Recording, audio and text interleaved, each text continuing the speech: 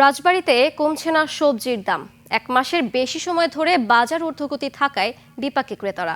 ফুলকপির কেজি বিক্রি হচ্ছে 60 টাকা, যা গত মাসে ছিল 15 টাকা। টমেটোর কেজি 60 টাকা, বেগুন, বাঁধাকপি, গাজর সহ অন্যান্য সবজির কেজি বিক্রি হচ্ছে বেশি দামে। 15 টাকার আলু এখন 35 টাকায়, আর কাঁচা মরিচের কেজি 120 টাকা।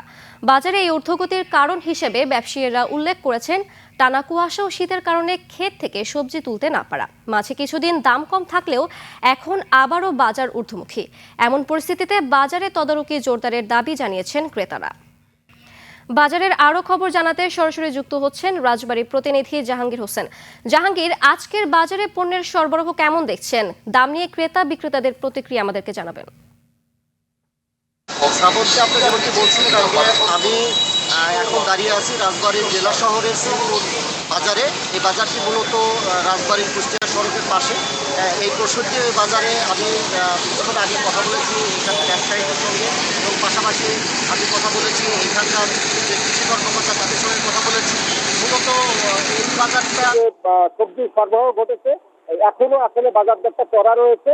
আমি কৃষকদের সঙ্গে কথা বলেছি, তারা বলেছে গত বছর টমেটোর দামটা তারা কম পেয়েছিল, বিধায় এবার টমেটোর আবাদটা একটু কম হয়েছে, এবং অন্যান্য সবজির পরিস্থিতিটাও কয়েকদিন আগে, যেমন ফুলকপির দামটা কয়েকদিন আগে একটু কমেছিল, কিন্তু এখন আবার বাজারটা চড়া হয়েছে।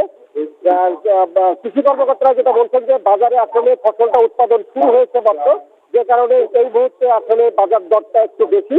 তবে কিছু সময়ের মধ্যে কিংবা কয়েকদিনের মধ্যে কিংবা আগামী এক সপ্তাহের মধ্যে দেখা যাবে যে এই বাজার দরটা আর একটু সহনশীলতার মধ্যে চলে আসছে। সাম্প্রতিক সময়ে যে ঘন কুয়াশা এবং শীতের যে প্রকোপ রয়েছে, এই কারণে আসলে মাঠ থেকে সবজিটা উত্তোলন কিংবা বিপণনের খানিকটা সমস্যা দেখা দিলেও ধীরে ধীরে সেই পরিস্থিতিটা কেটে উঠছে।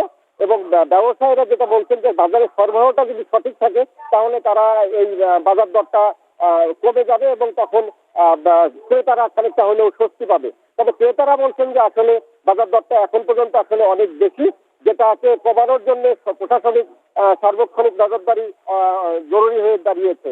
শ্রাবন্তী। জাহাঙ্গীর, ধন্যবাদ আপনাকে।